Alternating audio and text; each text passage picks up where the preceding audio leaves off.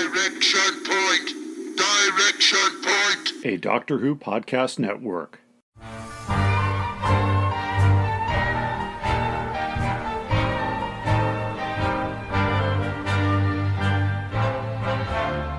Well, hi everybody! Welcome back to Doctor Who Literature, the podcast taking you through the world of the Doctor Who novelizations put out by Target Books from 1973 onward in publication order. We're a member of the Direction Point Doctor Who podcast network. My name is Jason, and I'm your host on this journey, this very long journey. This is going to be a short introduction, as I have had to pre-record several episodes in a row for late September and most of the month of October. I am jumping in very briefly on the day before this episode releases, episode 91, the novelization of Frontios, a classic season 21 tale. We now have a full 2.5-minute trailer for the forthcoming 3 David Tennant specials, which are believed to be coming out in November of this year, 2023, to coincide with the 60th anniversary.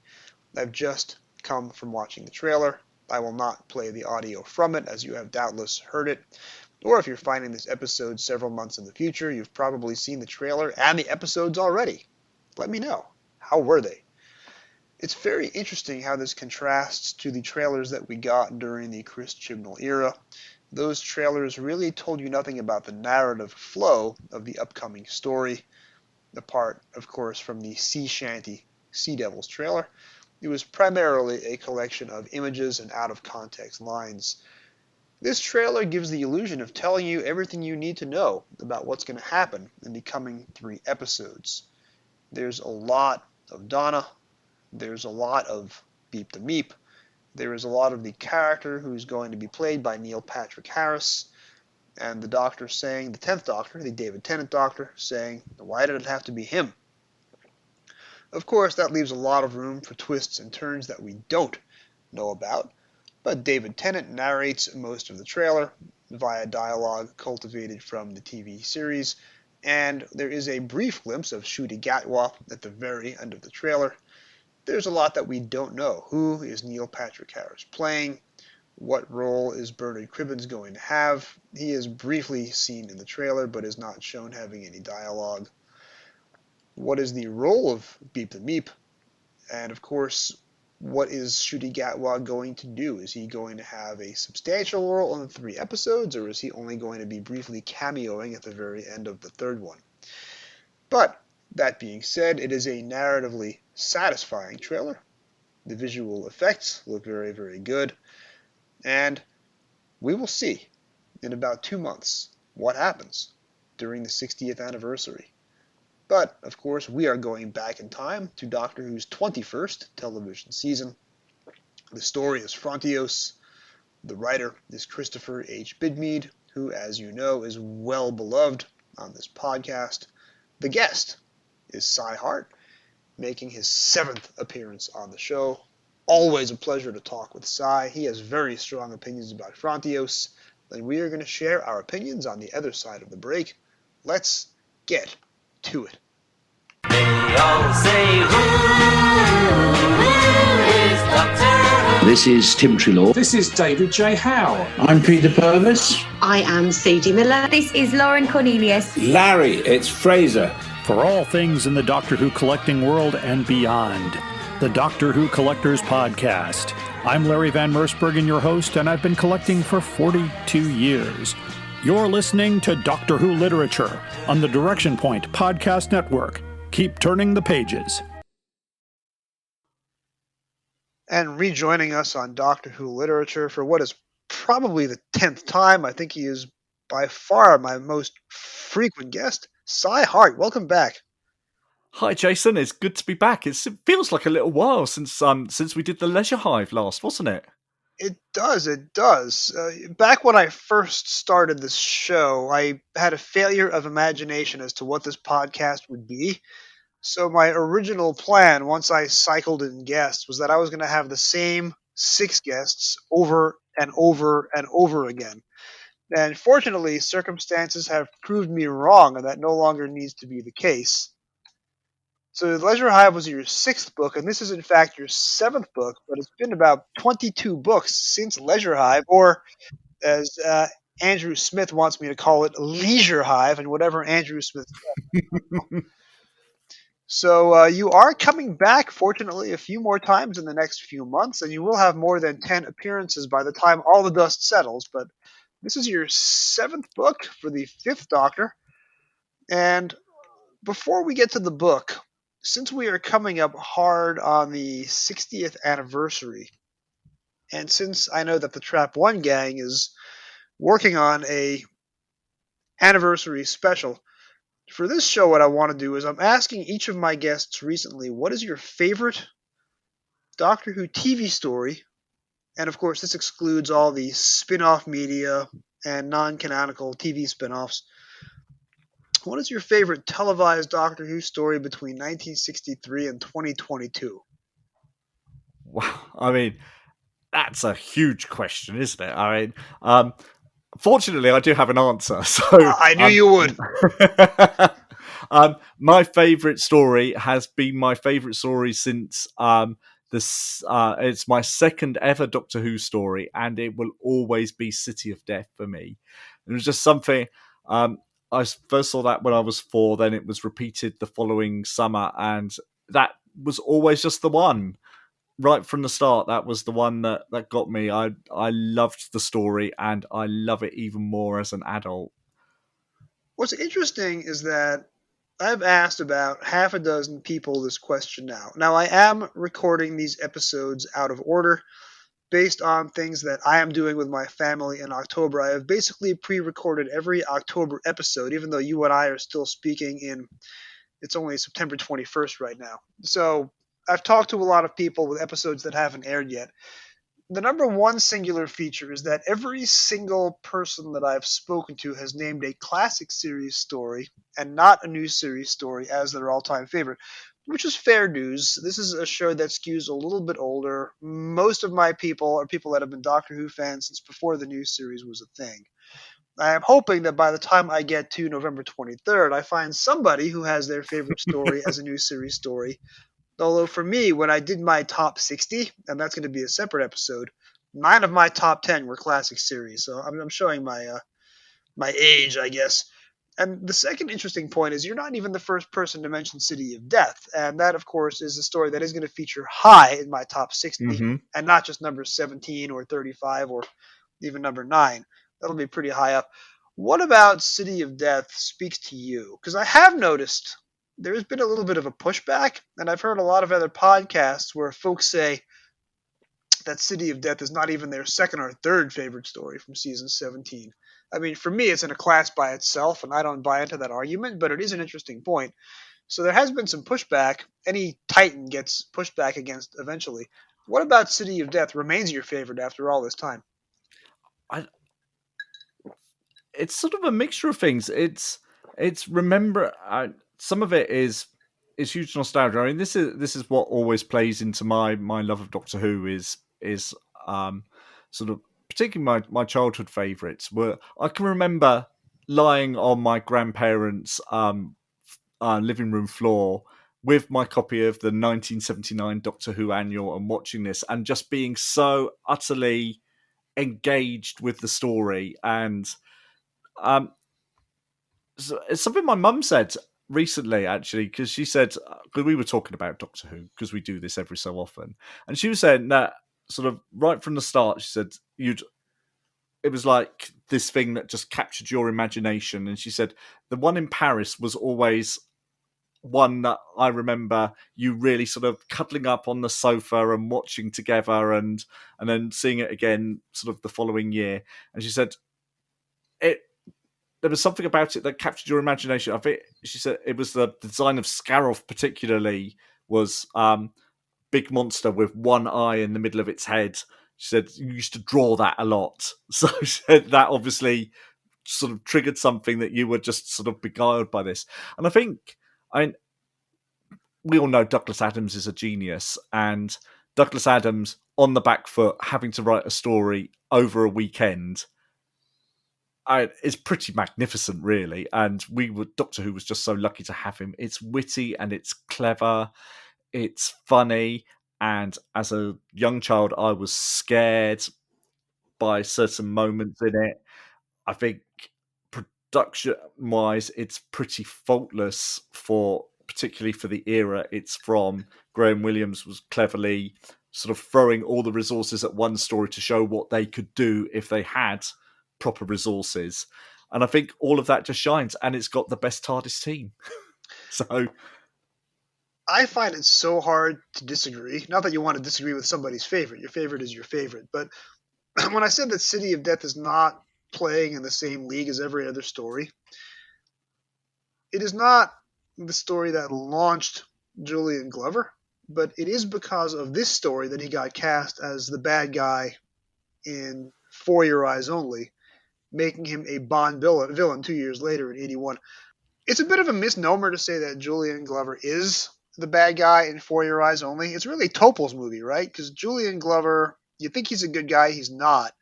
Any other Bond movie, the bad guy gets all the oxygen. But with For Your Eyes Only, Topol, you think he's a bad guy, he's really the good guy. He gets all the oxygen rather than Julian Glover, who gives a very mild performance. But because he becomes the bad guy in James Bond, in the 1980s, he's also a bad guy in Star Wars, and he's also a bad guy in the Indiana Jones trilogy. So with City of Death, he jumps off to be this iconic 1980s bad guy in three of the biggest franchises in history. It's a magnificent performance. He is so suave and cool and collected and calm. He's faultless.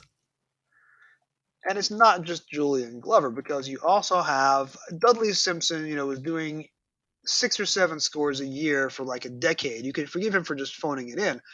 He actually goes out of his way to create something new and original and fresh. And you can just hum City of Death over and over again. And you use it as your theme into every episode, which is always a joy to hear. I was at the proms when that was performed, and I had a tear in my eye. It was a very unexpected moment. I didn't know it was coming. And Dudley Simpson was in the audience that night as well, which was extra spectacular. So it was just wow. My poor friend who was next to me just sort of said, "Are you okay?" I said, "I'm just having a moment here. I did not expect to hear this wonderful piece of music played live here tonight." When I was in Paris for the first and so far only time in 2018, my family is there because it's Paris. I was there because it was City of Death. Yep. So you have, like you say, the best TARDIS crew, even though K9 is not in it. The Doctor and Romana and Tom Chadbon playing the K9 of the story.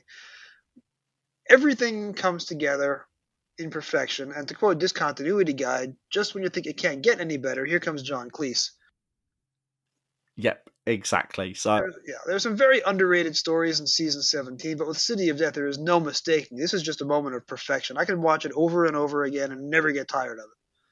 Yeah, and quite often there's still new things to spot and new little gags that you haven't landed for you before that suddenly hit and things like that. It's such a dense script that there are, brilliant. And Michael Hayes just knocks it out of the park with his direction as well. It's not showy direction. He's not one of Doctor Who's auteurs, but he's more than a safe pair of hands and works. He casts brilliantly, so he gets the very best performers to perform one of the very best scripts.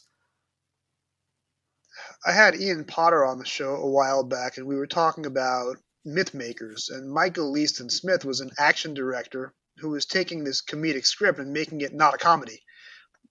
So you can imagine that in the hands of a less skillful director, if you had made this in the 1980s with Ron Jones, for example, you might have missed all the beats and it might not have seemed as funny as it is. But Michael Hayes knows how to get, like, for example, the reaction shot that closes part 3, the cliffhanger, it's Julian Glover smiling genially at the camera just after he's had David Graham's character killed off in the most horrific fashion. It's a great way to end an episode, and not too many other folks would have thought of that.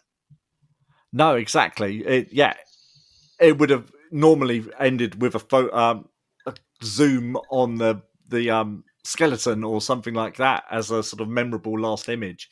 But yeah, Julian Glover's grin is wonderful. In fact, his face is all three cliffhangers, because the part 2 cliffhanger is him walking in the Yes. door, and the part 1 cliffhanger is his chin sticking out of the Jaggeroth mask. Yes.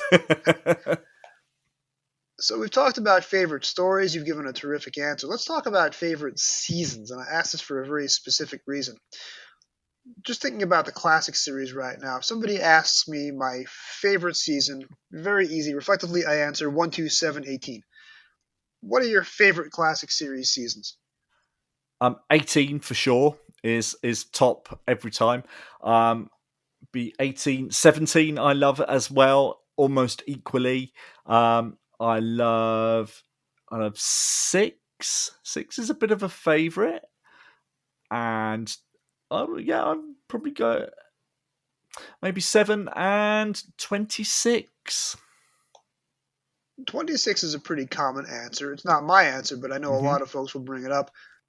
You're talking about season 21. I am in the middle of a run of 3 straight season 21 novelizations. You have book 91, Frontios, this week's book.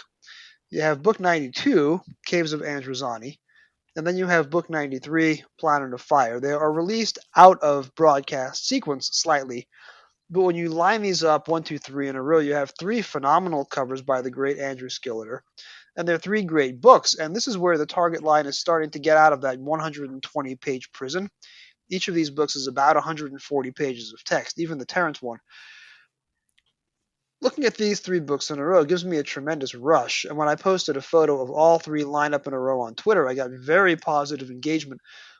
Does season 21 have an argument for being one of these stealth great seasons that is not quite as recognized as it should be when you're talking about the classic series?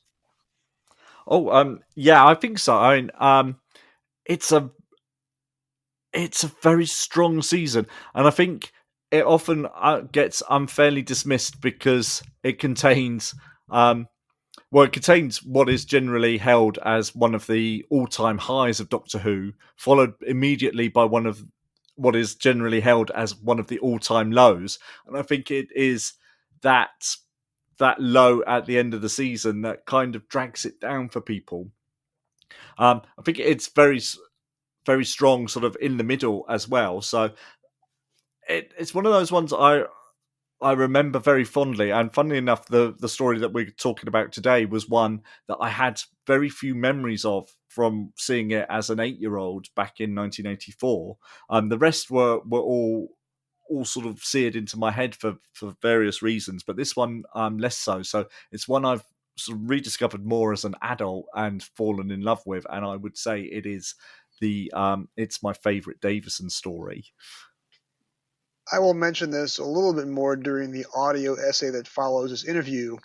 This is a story that I've only ever come to appreciate more and more over the years. I like it a little more every time I see it, and I now acknowledge that it is an especially good Davison, because you have Davison playing the Doctor the way he wants to play it. Finally, you have Janet Fielding and Mark Strickson both giving standout performances. You have Christopher H. Bidmead on the script, so you know the script is going to be the work of a master.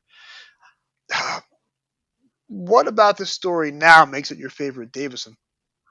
I think you hit the nail on the head when you said that the Doctor, Peter Davison, is playing the Doctor he wants to play, because Christopher H. Bidmead is writing the 5th Doctor.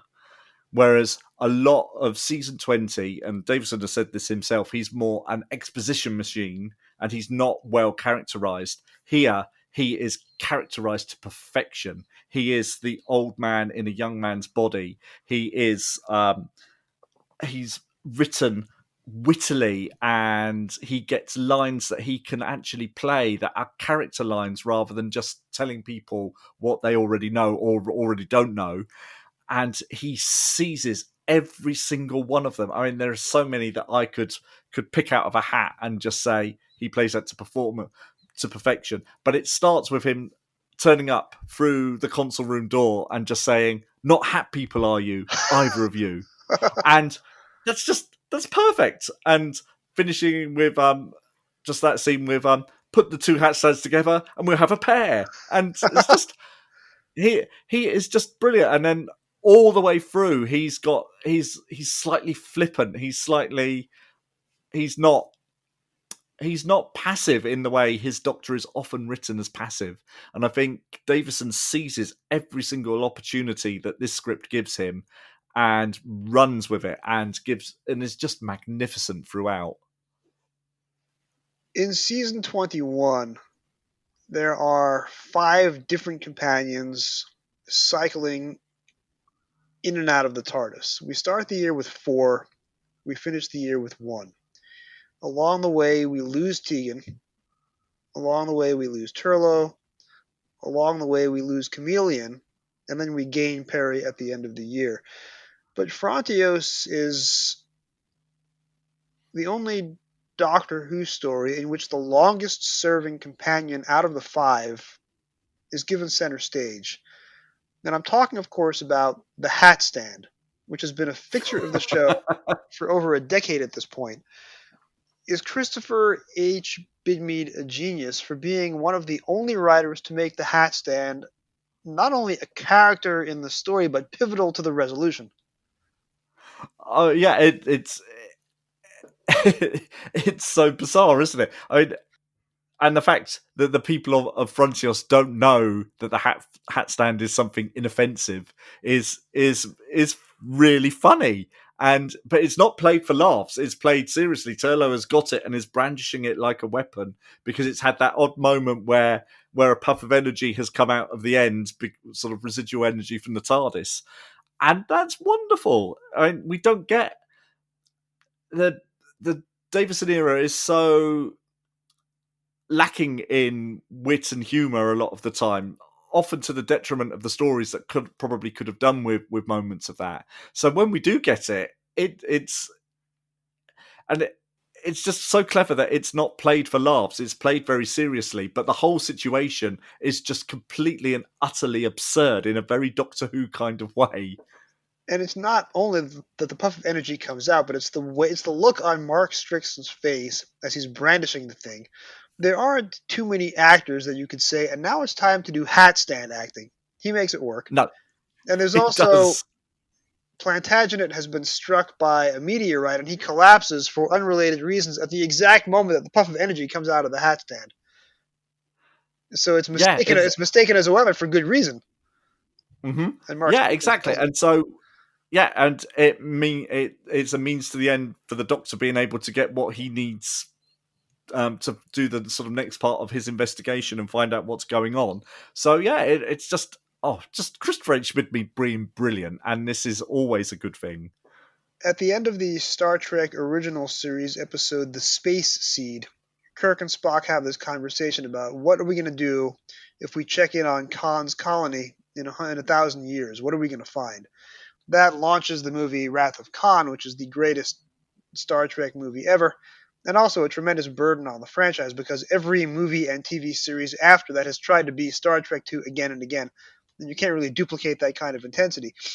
But let's ask the same question of Frontios. What do we do if we go back 1,000 years? What is the significance of the hat stand in their society 1,000 years from now? You can imagine a scenario where it's worshipped as a god.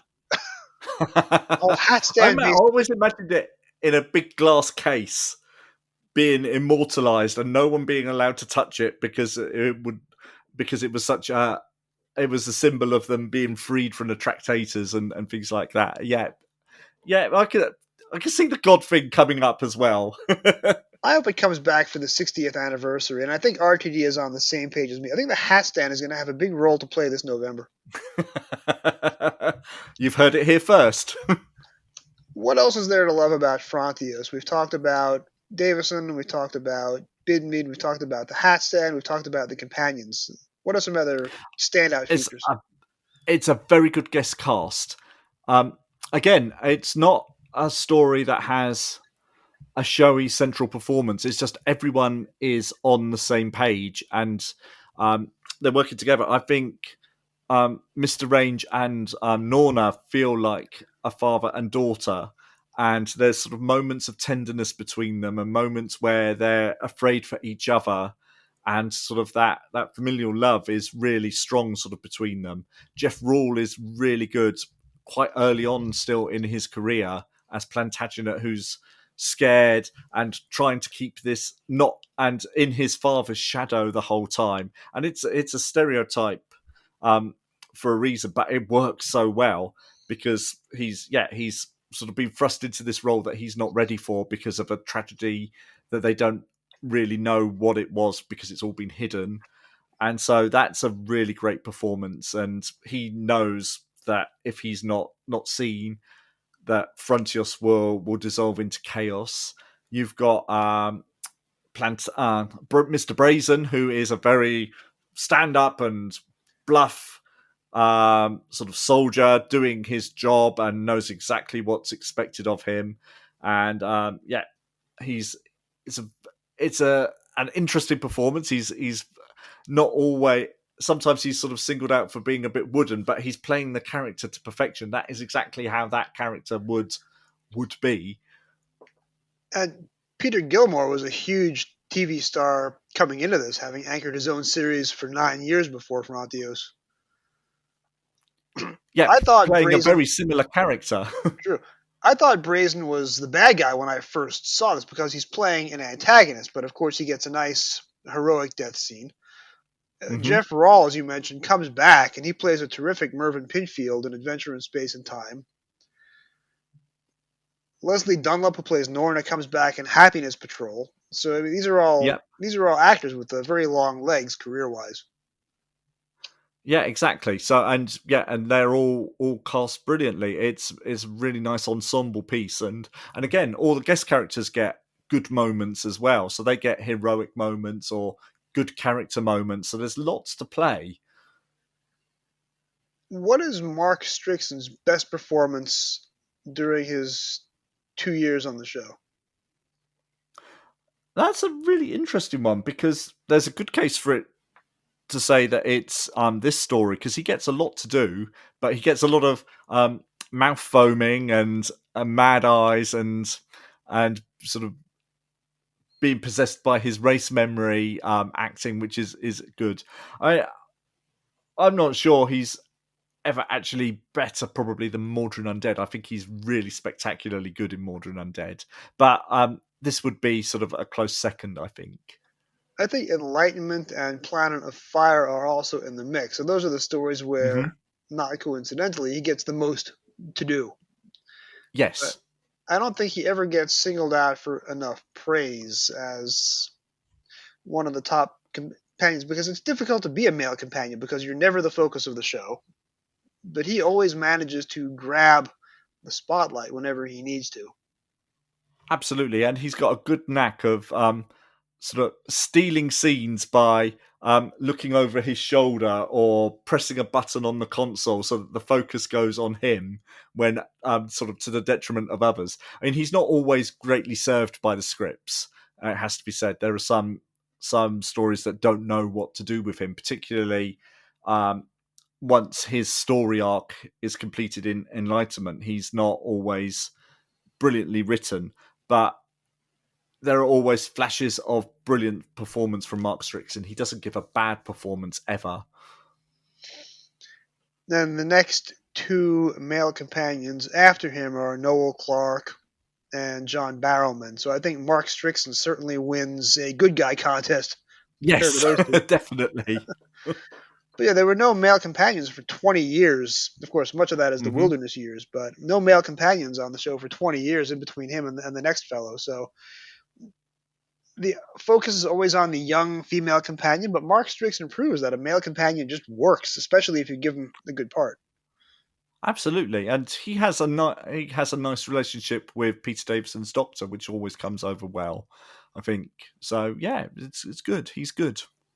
And Janet Fielding and Peter Davison, when they are not antagonistic to one another, do they make a great comedy pair, especially in the back half of this story? Those scenes where she is furious because he's said she's an android and the walk's not right, and then there's the accent is brilliant. And I notice in the book that they stop at the walk's not right. So I do wonder whether the accent was something Peter Davison managed to slip in rehearsal, maybe, and because he's sort of playing off the script very well, and I'm wondering whether that just sort of crept in at the last minute. Yeah, the books are almost always based on the camera script, so anything that's added in rehearsal or ad-libbed on the day of is not going to be in the books. But you can totally imagine him saying, wait a minute, this is the perfect character moment, because Tegan is characterized by her accent 9 times out of 10. We got to pay attention to it. Absolutely. And they have some really good scenes together in this story. Some of them are not actually antagonistic as well, and they're sort of working together. I always love the scene where they're walking through the tunnels, and the doctor's there busy saying, well, airflows usually go from A to B, and usually you want to be at B or A, and then Tegan just sort of turns around and says, I don't want to be at B or A, I just want to be back in the and it's just lovely, and just the way he turns around and says, well, you can forget about that. and things like that. It's just really, really lovely moments sort of between them, and I like that she's sort of the one who gets Norna and Turlo into the ship to go and steal the acid bottles that they need to power the lights and things like that. And she's quite gung ho in this story and up for doing it. And obviously the investigation of the deaths unaccountable and things like that. And she's not afraid to stand up to Brazen and say, look, I found this. And I'll admit I was trying to break into the thing, but you need to know I'm not. Yeah, I've seen this. What's going on? What racket have you got going? She's ready to call out bad behaviour, just as she was in Legopolis. And that's the side of her character we don't always sort of come back to, which is quite nice. Again, it's Bidmead coming back to another character that he created. That's right. And knowing how she's going to react and what the basis of her character is. You have, in the new series, you have this 2-parter written by Chris Chibnall called Hungry Earth / Cold Blood. It's a Matt Smith story. Ostensibly, it is a 21st century rewrite of Doctor Who and the Silurians. To what extent is Hungry Earth basically a shot-for-shot remake of Frontios rather than a Silurian story? Well, yeah, and it's kind of a mixture of them both, isn't it? Because you've got the bodies being dragged under the earth, and even down to the name, the Hungry Earth is a direct steal from this, because we have that line where Norna says, he said the earth was hungry. It was a child's answer, she says, but it makes total sense as a grown-up. Yep. Mm-hmm. Exactly. So, it's absolutely owes a huge debt to Frontios, because it's a great image of bodies being dragged under the ground by a mysterious force. And I think the Tractators are a far more mysterious and interesting force than a Silurian capsule or whatever dragging you down under the ground. This is kind of why I prefer Doctor Who to other forms of science fiction. Like about 10, 15 years ago, there was this big Hollywood blockbuster movie called Cowboys vs. Aliens. And it's about some alien menace invading the Wild West in the 19th century. There's lots of explosions and stuff. The movie suffers because the aliens are these, generic CGI monsters, and they don't talk, and it's just all special effects and big bangs and booms. What's great about the Tractators is it's not just the idea of these, enormous earwigs who can exert gravitational pull. The Gravis has intelligence, and the Gravis has some really funny conversations with the Doctor in Part 4, and the Doctor baiting the Gravis into putting the TARDIS back together. No, don't do it, knowing exactly that he will. When you give a monster a voice and a personality, I think it works better than just generic CGI bad guys that don't talk. Oh, absolutely. And it's really interesting that the Gravis is the only one that's got the intelligence. And I to sort of come to the book, I'd quite forgotten about the idea of him having a separate voice box that hovered in front of him that sort of is talking for him. That's a really beautiful idea. Doctor Who, obviously, in 1984 was not up to having that portrayed well on screen. That would have been far too heavy CSO and far too demanding for poor Ron Jones, who was not the most dynamic of directors anyway, who might have struggled a bit with that. So obviously it's simplified, but it comes over really well in the book.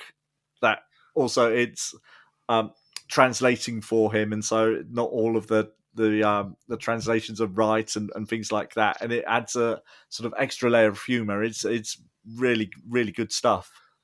Ron Jones was out sick during the BBC director's course when they explained that cameras can pan and zoom. It is an act of frustration when you're watching a Ron Jones story in sequence, surrounded by other more visual directors like Fiona Cumming or what have you, some other great directors of the Davison era whose name, of course, now escaped me. Yeah, Peter Grimwade or Matthew Robinson. Matthew Robinson. Ron Jones never moves the camera, and you're just desperate as a viewer. You get anxious because the camera isn't moving, and you're just looking at two characters talking, and the camera doesn't go anywhere. It doesn't become a part of the story. That being said, I think Frontios is kind of director proof because the acting and the dialogue is so good that you don't really pay attention to the fact that the camera is rooted to its axis and never turns or spins. Yeah, no, absolutely. I think he's very good. He captures the atmosphere and the dread. I don't know whether that's because the actors are playing that also well. That the sort of fear that this colony is very close to breaking point sort of comes across really well. And I think everyone is doing their jobs competently, which is not a bad thing. So it is kind of, you're right, Ron Jones proof. And there are a lot of Peter Davison stories that are kind of spoiled because Roger Lim and his quote-unquote dreary synth whine drowns out a lot of stories, and it becomes an act of antagonism to watch a story like Arc of Infinity or Terminus and have to hear Roger Lim's music. To what extent does Frontios benefit from being the last of Paddy Kingsland's Doctor Who scores? It's interesting. Paddy Kingsland is a fascinating scorer of Doctor Who because not many of his scores are the same. He's always trying to do something different. He's very melodic, which is very good. And this one, he's found the new panpipe setting on his synths, and so that gives it a feel that's different to all of the other stories around it, which is a good thing. So he's very good at the atmosphere and adding sort of the right notes when things need sort of bringing up. So he's very good at forefronting the action when it needs it. When maybe the visuals are slightly lacking, he adds a bit of a beat that sort of carries it across. And I think it's a lovely score. It's really good. So I think we've talked about Frontios, the TV story, in pretty good detail. We've given the story the gravity that it deserves. Oh, very good. That's a pun drawn from the novelization, of course. When did you first read the book? So I read the book sort of not long after it came out. Actually, I was telling Jason just before we started, I actually have the copy that I first read, which I found in Harmon's Water Library in Bracknell. So it was a lovely new hardback copy with the fantastic Andrew Skilleter cover. As you said, season 21 is blessed with a run of the most brilliant and atmospheric covers. Sort of, I think one of the most dynamic set of covers for a whole season ever. And so I have the copy that I was the first person to borrow from the library still. So yeah, it was a bit of a surprise. It wasn't one I was expecting to see on the shelf. And I remember sort of picking it up and being very excited to read this one, particularly as I'd liked Christopher H. Bidmead's other two novels very, very much. And it didn't disappoint. I think this novel stands up really, really well. And you have, I believe, a hardcover copy. I do. I have a hardcover and a paperback copy as well. So yeah, I'm very lucky. My paperback copy is the original that I would have bought or had purchased for me as my babysitting allowance in 1985 or 86. I still have the original B. Dalton bookseller's price sticker of $2.95 covering up one of the Gravis's antennae. Never pulled it off. No, well, don't now. I'd probably rip half the cover off. But this is a first edition. This is one of my few first editions. Mm-hmm. And there's this interesting dedication by Chris Bidmead, who had given a funny dedication to the Castrovalva novelization. This book is dedicated to Alan and Marcus and the machine that made this possible. I'll miss their company. Don't quite know what that references. Any ideas? I suspect it's probably the word processor that he typed the novel on. So knowing Christopher H. Bidmead, he was a big fan of his word processors. So, and they always found a way into most of his Doctor Who stories. So it's entirely possible that that's maybe they were the people who sold it to him. That's true, because Logopolis is basically a story about his home computer. The main guest character in the story is named for his monitor. The bubble memory is a major plot point. That's the inside of his computer. Yep, and in Warrior's Gate, they have the MZ gun, which is the name of his word processor that he had at the time. So, yeah, there is a precedent here.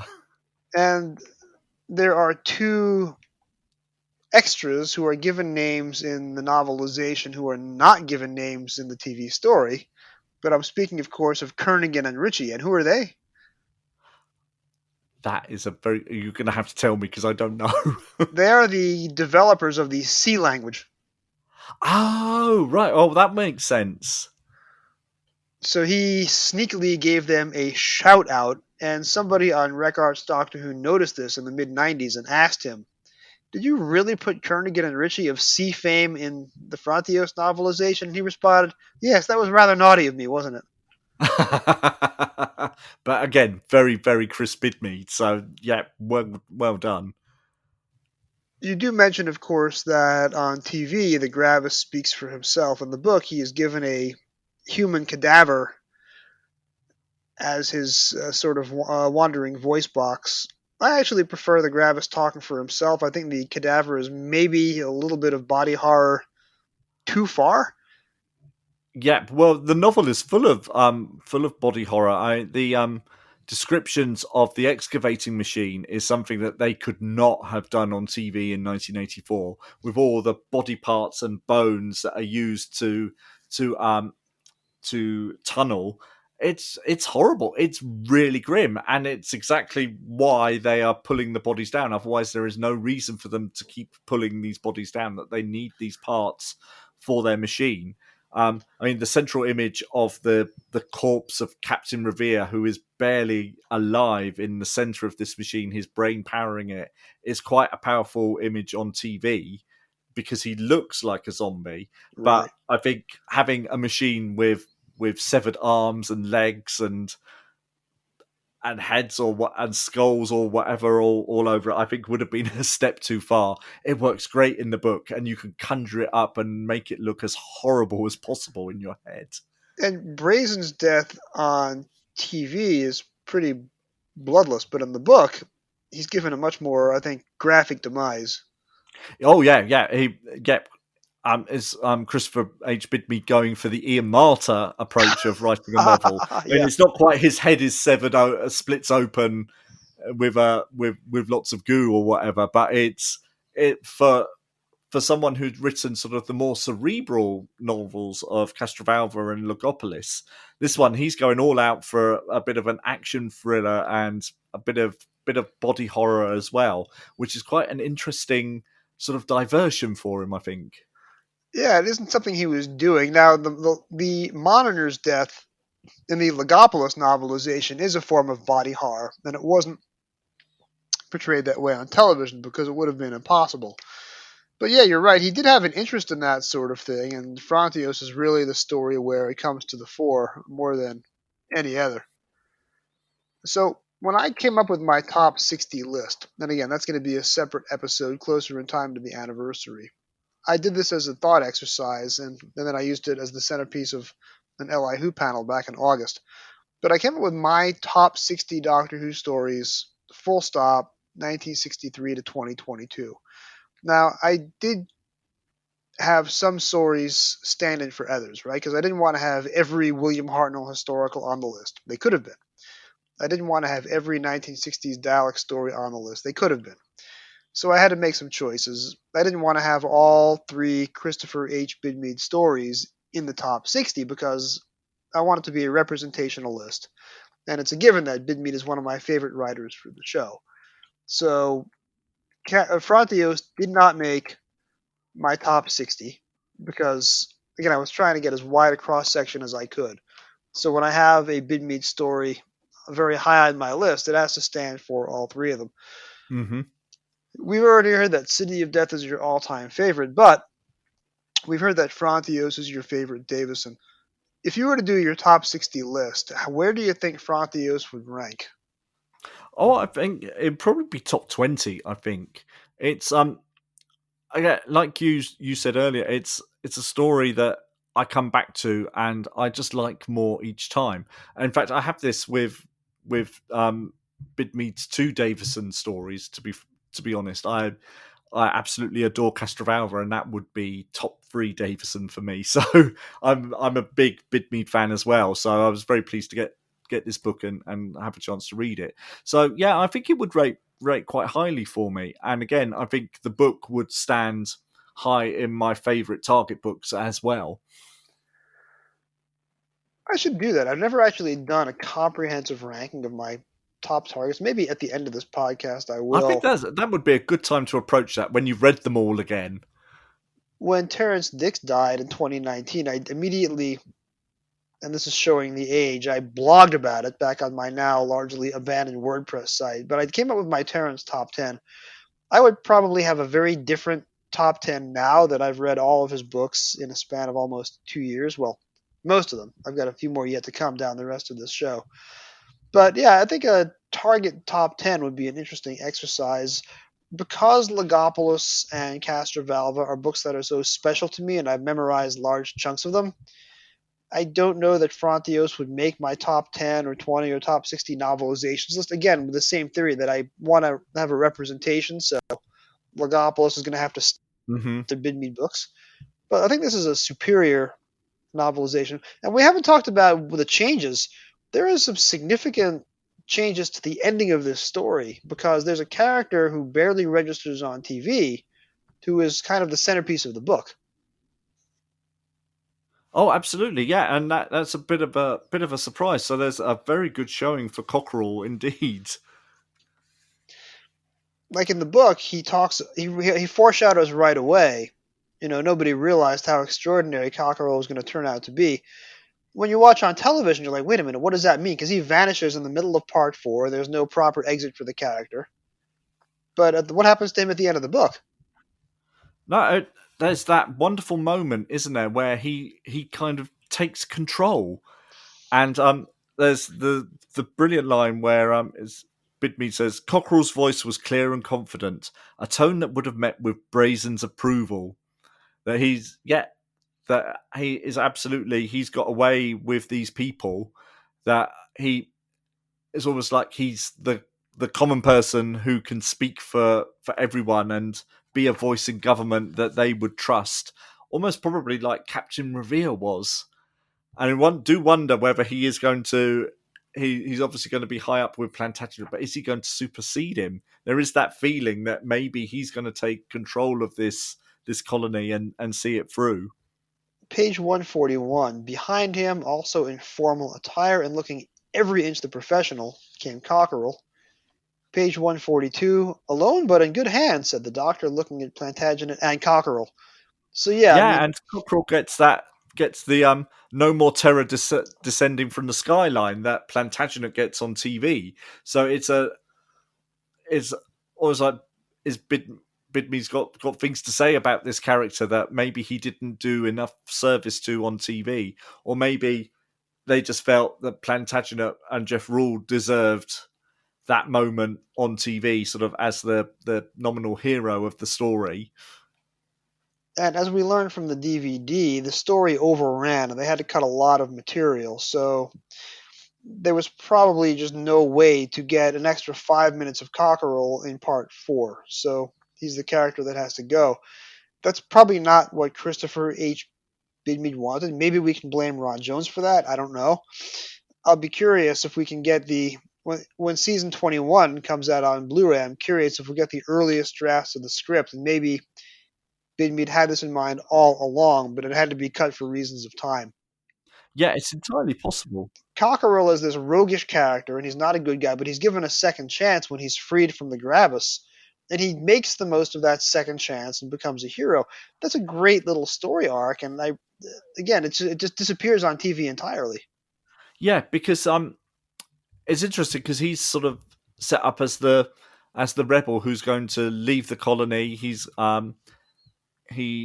given up on Frontios, but by the end of the book, he hasn't given up. He is ready to be part of this colony and reshape it, which is a really interesting sort of character development. It's nicely done. So, speaking of nicely done, it is about that time where every week I challenge my guest to a game. And this is a game you've played before. We are here this week to play 20 Questions.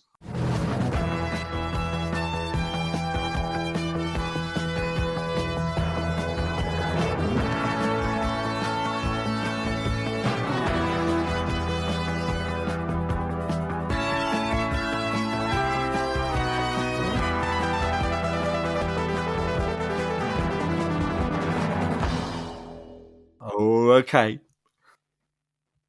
So you know the drill by now, being one of my most frequent guests. I am one Doctor Who story from the archives between 1963 and 2022, chosen at random from the Choose a Story button on the randomizer.net. Using 20 yes or no questions, you are going to have the fiendishly clever job of figuring out which story am I. Okay. What's the current target to beat? I believe the winning answer was Mark McManus. He got it in 4 or 5. I think it was 5. So I think it is 5 to tie, 4 to win. Right. Well, that's not undoable. There's always the Hail Mary option. You could always get it in 1. Well, exactly. And I think I'm going to take a chance. Okay. Is this story Death to the Daleks? Ooh, you've taken one of Mark McManus's favorites. That's certainly a Hail Mary that he could have used. But no, I am sorry you are incorrect. It is not Death to the Daleks. Okay. Is this a 20th century story? Your second question, is it a 20th century story? Yes, I am a 20th century story. Question 3. Okay.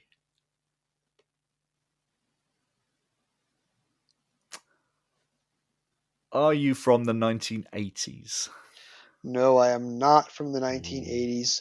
Now, you have a 10-year run. If you can guess the right story from that entire 10-year run, you could be the all-time champion, or you could go the more predictable route and try and narrow it down piece by piece. Question 4. Okay. Now, you know that no human has ever failed this game. ChatGPT did. You are almost guaranteed to win. The suspense lies in how many more questions will it take you to go from 10 seasons to 1 serial. This would be the time for another Hail Mary, I think, because if you're going to win it in 4, you're going to have to guess. Okay. Are you the Macra Terror? Ooh, speaking of classic series stories that were revisited heavily in the new series, but no, I am not the Macro Terror any more than I am Gridlock, which is the Macro Terror in the 21st century. Question 5. Okay. Were you made in 625 lines? And my memory is that the 625 line format begins during season 5. So if that's the case, then yes, I am a 625 line story.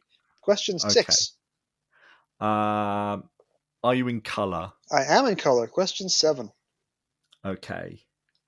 Do you star John Pertwee? I do not star John Pertwee. Question 8. Okay. Were you produced by Philip Hinchcliffe? I was produced by Philip Hinchcliffe. Question 9. Okay. Are you from season 13? I am from season 13. Question 10. And now you're guaranteed to win because you have more questions remaining than story choices. Exactly. Do I feature unit? I do not feature unit. Question 12. Am I my all-time favourite Doctor Who story, Planet of Wretched Evil? And this is why I thought you had a good chance of Hail Marrying, because you, I believe, are the first guest on Doctor Who literature whose randomly selected 20-question story was a book that you yourself featured on this show.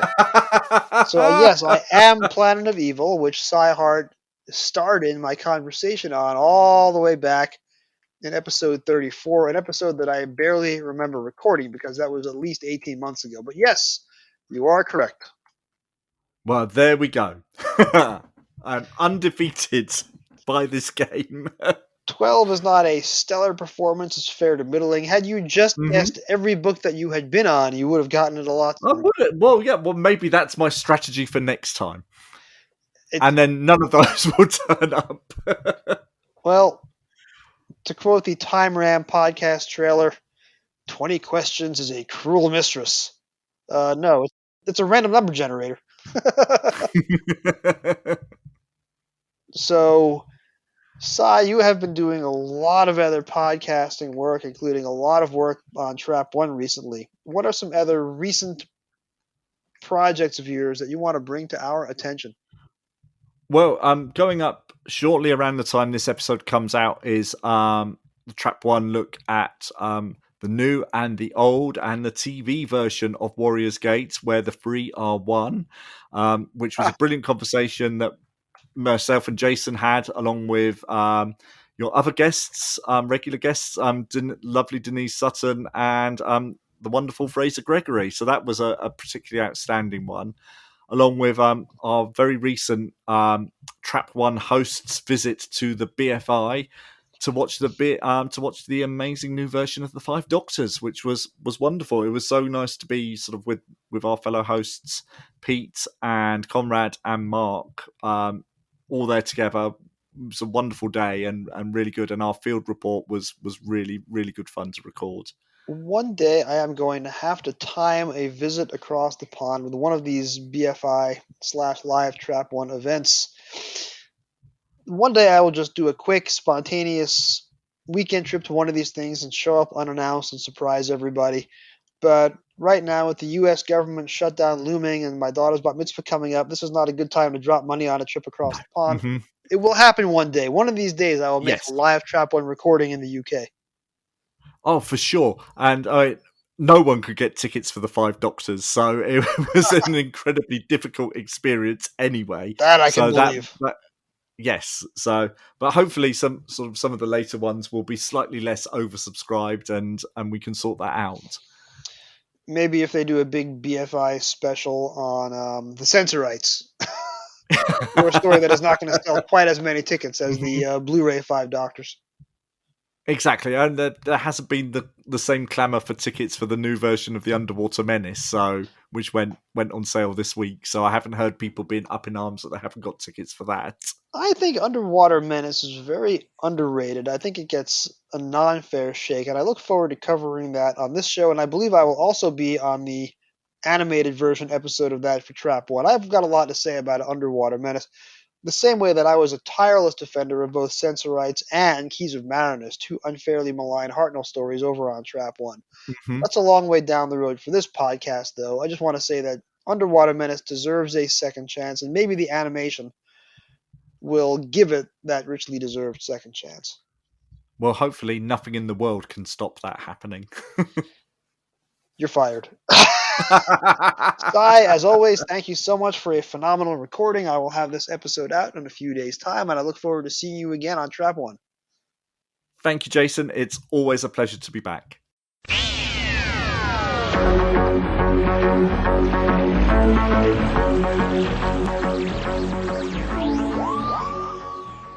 Doctor Who, Frontios, by Christopher H. Bidmead. Televised as Frontios, Teleplay by Christopher H. Bidmead. Televised in January and February 1984. Paperback release date December 10th, 1984. Target book number 91. Cover artist Andrew Skilleter. The TARDIS has drifted far into the future and comes to rest hovering over Frontios, refuge in one group of survivors from Earth who have escaped the disintegration of their home planet. Fleeing from the imminence of a catastrophic collision with the Sun, a group of refugees from the doomed planet Earth... Yes, that's enough, Tello. The Doctor is reluctant to land on Frontios, as he does not wish to intervene in a moment of historical crisis. The colonists are still struggling to establish themselves, and their continued existence hangs in the balance. But the TARDIS is forced down by what appears to be a meteorite storm and crash lands, leaving the Doctor and his companions marooned on the hope-forsaken planet. Doctor Who fandom is not a static thing, and my opinions constantly evolve. I would have first seen Frontios on TV mere days after the novelization's paperback release date. I've said many times on this program, and doubtless will say many times more, that the Enlightenment Part 1 cliffhanger was the moment after which I never voluntarily missed another Doctor Who episode. Voluntarily being the operative word, of course. I did still miss episodes, especially in the early days of my fandom when I didn't yet have my own set of blank VCR tapes with which to record the show when I wasn't going to be home. Long Island's power utility in the mid-80s, then known as Lilco, the Long Island Lighting Company, was often known for inexplicably long blackouts, which would also make watching Doctor Who impossible. And so it was that I missed Part 1 of Frontios when my PBS station first aired it. Don't remember what the specific reason was anymore. I just missed it. Kids today, of course, have no idea of the struggle. They no longer have to miss anything. But it's a character-building experience to miss a particular serial's first act, then have to piece together in Part 2 just what happened in the opener, while still keeping track of the unfolding text. This was before I had the L'Officier program guide, so I had no idea that the next episode after The Awakening, which I had loved, but more on that in a few weeks, was called Frontios, and indeed my initial reaction to the Part 2 opening credits, and I still remember this almost 39 years later, was that the word was like the breakfast cereal. Frontios! In 1984, Frontios was not my favorite story. I knew nothing, at age 11, about the making of a TV show, other than behind-the-scenes glimpses occasionally shown on Mr. Rogers' Neighborhood, which, yes, I was still watching, over my kid sister's shoulder at the time. I didn't know about set design, or directing, or studio space, or tight production schedules. It was a shock to me when the How Stammers Walker handbooks came out in the 90s, and I learned that all these serials were shot on just 6 days of studio, for example. I also, at the time, would not have known that Ron Jones was, compared to Peter Grimwade or Fiona Cumming, who directed Bidmead's first 2 Doctor Who serials, comparatively feeble. But I did know intuitively that I didn't like stories that attempted outdoor scenes indoors, or that were made up primarily of gloomy tunnels or slow-moving aliens in bulky costumes. That opinion of Frontios held for a few decades. When I watched the story in 2018 or 2019 and sent a review to Stacey Smith's ratings guide, I likened it to The Godfather Part 3, a decent story, perhaps in its own right, but a far cry from the first 2 outings. And yes, I put Logopoulos and Castrovalva right up there in quality and enjoyment, alongside the first 2 Godfathers. Don't at me. But then I watched Frontios again, as part of my Twitter pilgrimage in autumn 2021, and boy, did it suddenly land for me. Davison's humor, finally playing the Doctor the way he wanted to play the role, Mark Strickson's intensity as Turlough is dazzling, the guest cast is quirky, Bidmead having a better handle on dialogue and motivation for even his tertiary characters than did, say, a Johnny Byrne or an Eric Sayward. Paddy Kingsland's score was in my head for days afterward. This is, sadly, Kingsland's final work on Doctor Who, but he did get to score all 3 of Bidmead's scripts. And yes, just like Nino Rota was such an essential element to the success of the Godfather movies, so too is Paddy Kingsland to the success of Bidmead. So, with that assessment of the TV story out of the way, there's the book. Let's get to it. as somebody once said. Frontios, the novelization, is what you would expect from a story about the malevolent forces of gravity. It is densely packed and gripping. In fact, arguably more so than its TV parent. Frontios in book form is the story that Christopher H. Bidmead wanted to tell on TV, but couldn't, because the script he submitted ran too long when filmed, and because he included too many sets. 1984, when there wasn't enough budget to erect a TARDIS corridor in studio to run alongside the console room. Oh, and also Ron Jones, not to speak ill of the deceased, but Bidmead, remember, had Grimwade and Fiona Cumming direct his first 2 stories. He probably was not expecting to have to get saddled with Ron Jones, whose visual style was so static that he makes Michael Mann movies seem to have a lively pace. But, as you'd expect from the witty wordsmith who penned the Logopolis and Castrovalva books, see episodes 72 and 76 of this podcast respectively, Frontios, the novel, is jam-packed with Bidmead's signature observational humor. Few wrote the Doctor to Peter Davison's strengths, better than El Bid. For example, glasses, like the Doctor wears, are described as, quote, occasionally useful for reading, when the print was very small, or the book unusually dull. Turlough, who I came to appreciate more and more during my last 2 Davison watch-throughs, and of course getting to see the man in person in Gallifrey 2021, which is one of the most fun convention interviews I've ever seen, is thrown when the Doctor demands his help during a surgery. Quote, it turned out that the Doctor needed somebody to hold his coat. Many laugh-out-loud passages.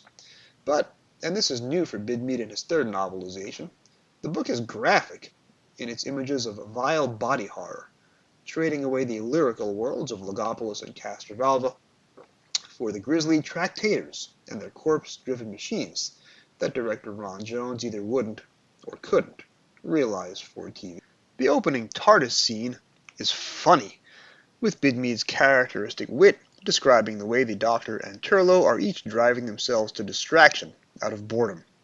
Our introduction to the people of Frontios is also amusing.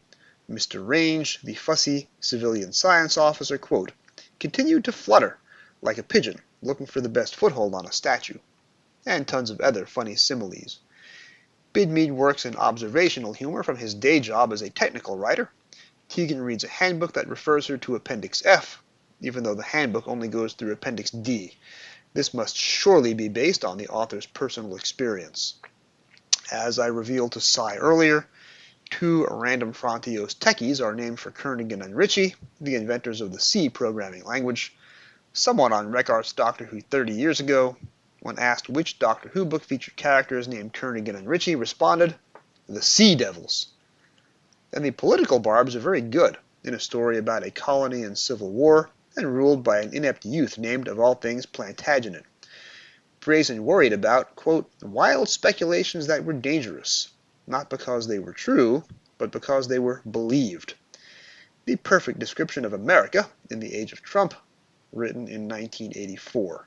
Fun fact, or not so fun fact, I edited this version of the audio essay the week that a spineless TV journalist named Kristen Welker, who is well admired by my wife who's in the industry, and my wife calls her the Welknado, benignly allowed Trump to lie for a full hour on a Sunday episode of NBC's Meet the Press, and kept referring to him as Mr. President, even though, of course, he isn't, although, thanks to her efforts at kosherizing him, he may well be again in 18 months. Where was I? Oh yes, Frontios. Focus, Jason. Deep breaths. My home. Tractators. I've seen all this before. Quick, we must get into the surface and get help. He's speaking, Father. I think it's important. They were there, waiting, destroying us from inside. Sounds like something coming up from his past, like a memory picture. Once, long ago, on my home. You remember them? We remember them. The people of my planet will never forget. It's more than his past. It sounds like deep ancestral memory. Tractators! Once, long ago, my home was an infection! Bidmead adds mystery to the book by liberal use of foreshadowing, directly telling the reader that the main characters are unaware of something strange or mysterious that's going on around them. We're told, as soon as he meets Tegan and Turlough, that Cockerel is extraordinary. This is bizarre if you're coming straight from the DVD, because Cockerel has hardly anything to do on the air. But the book being a director's cut, come to find out that Bidmead put Cockerel in a dozen other scenes that didn't get broadcast. Cockerel in the book has a distinctly heroic story arc, with a happy ending, compared to the TV broadcast where he vanishes without explanation halfway through Part 4. The book puts him back where he belongs, and is more interesting for it. The Doctor by Bidmead is great, isn't he? The Fifth Doctor, quote, often made the mistake of assuming everyone else was as clever as he was. Bidmead neatly transitions from a moment of Brazen ordering the Doctor's capture to Brazen having, quote, been completely chased out of the Doctor's thoughts. The New Adventures novels of the 1990s intentionally avoided writing from the Doctor's POV to keep him mysterious. But Bidmead is inside his head the whole book, and it's a hoot, with the Doctor mentally composing jokes about, quote, the gravity of the situation, while in the grip of the gravis. Deleted TV dialogue restored for the book gives the Doctor a nice speech about the importance of mathematics, too. And of course, who could forget the awesomeness of Peter Davison negotiating with the story's principal bad guy. I'd like to negotiate a surrender. There is nothing to negotiate. Oh, absolutely. You can have it all. Frontios, its unhappy occupants, the lot. I don't think it's fair for us Time Lords to interfere. You admit you assent? Well, why should we let a bunch of stuffed shirts deprive you of your own form of transportation, however primitive? Primitive?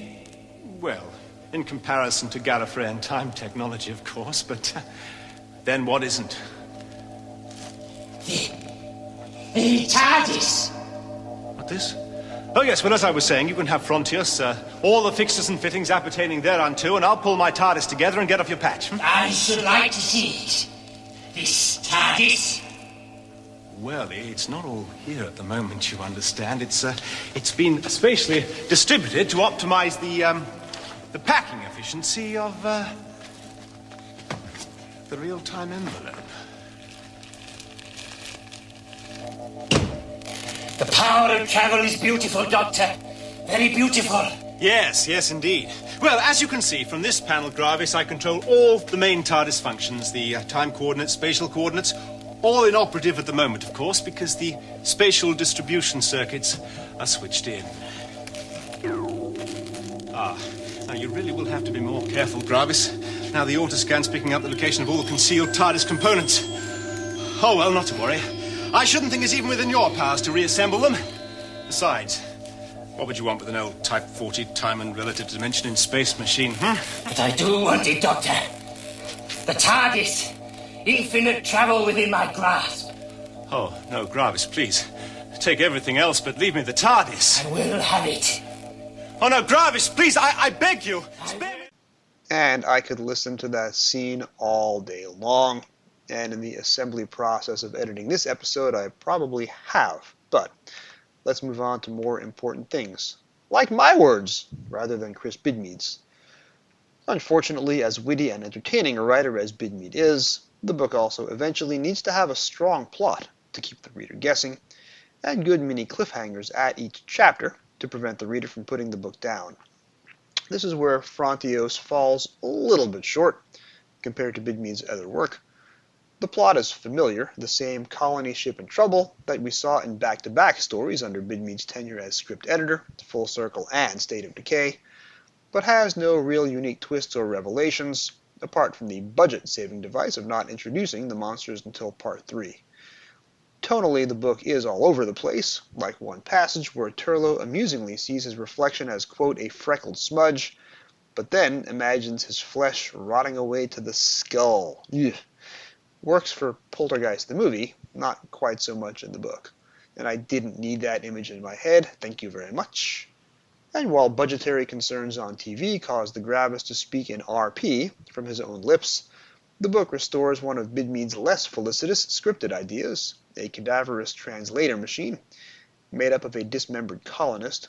Again, ew. In terms of stuff the editor might have missed, Norna has her mouth gagged and stuffed full of food, and then, trying to escape a few sentences later, grips a knife between her teeth. I think we know which day lunch was served early at the Target offices. But while those 2 paragraphs of obligatory and minor complaints are there in an effort to be even-handed, it really doesn't bother me, not with witty prose like this elsewhere in the book. Quote, as these Frontios people did everything so badly, escaping shouldn't be too difficult. Or, the Doctor was not very fond of tunnels. They were frequently damp, dark, deep, and dangerous, and as a method of transport ranked only a little higher than sitting absolutely still, underwater, waiting for the right current. That may actually be a Legopolis callback, come to think of it. Frontios at times is a bit dreary on TV. It is probably the least remembered of Bidmead's contributions to the series, although, as Si and I argue, it is also probably one of the high points of the Davison era. The book is, for me, not quite as quotable as the previous novelizations, although it's not too far off, but in many ways it is superior to the TV broadcast, and if you haven't come around to love Frontios the way that Si and I have, the long way around, the novelization will have you considering the story in a much improved light. Next time, on Doctor Who Literature, we have reached the end of the 1984 novelizations. We have a lot to look forward to in 1985. We continue on with the adaptations of Season 21. The next 2 books up are the last 2 Peter Davison stories, and they are both absolutely ace. We also have several trips back to the past. We return to the William Hartnell era twice. We return to the John Pertwee era for the first time in a long time. And we also close the year, 1985 that is, with a triptych of Patrick Troughton stories. But as long-time listeners of this podcast know, I typically take a break and do a bonus episode after every 2 years' worth of novelizations. From this point forward, we are going to take a break and do a bonus episode after every single year of novelizations. I have a lot of guests and discussion panels lined up, and since we are only about 7 or 8 years away from the last year's worth of Target books, this is a good time to pick up the pace and give you more bonus episodes with more great guest content. Speaking of guests, I have already recorded an interview with a classic series, television, and novelization writer. The conversation has already been recorded, and it is a terrific one, even if I do say so myself. We are joined for the first time on Doctor Who Literature, but not for the last time, by Andrew Smith, the author of Full Circle on TV, the author of Full Circle the novelization, the author of many, many Big Finish outings. We have a lot to talk about. Join us next time, won't you? Thank you for joining me on this episode of the Doctor Who Literature Podcast. This podcast is produced by David Barsky, Jim Sangster, and yours truly. This week's episode was written and edited by me. Our logo was designed by Jim Sangster. Special thanks to my special guest, Si Hart, of Maximum Power and many other podcasts. This podcast can be found on most of your podcast apps of choice. You can find all past episodes at podcasters.spotify.com/pod/show/Doctor Who Lit. It really helps if you rate 5 stars and subscribe.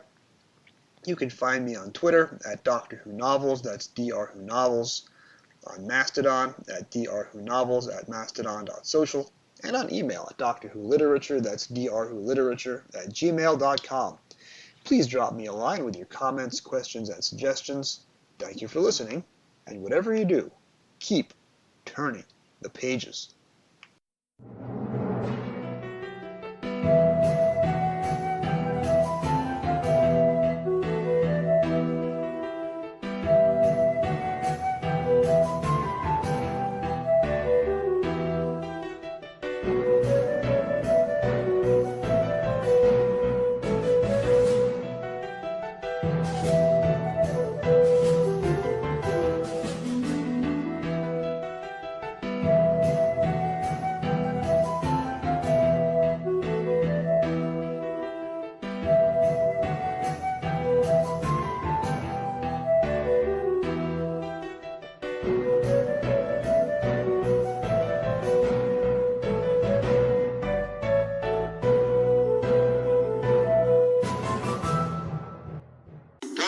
Direction point.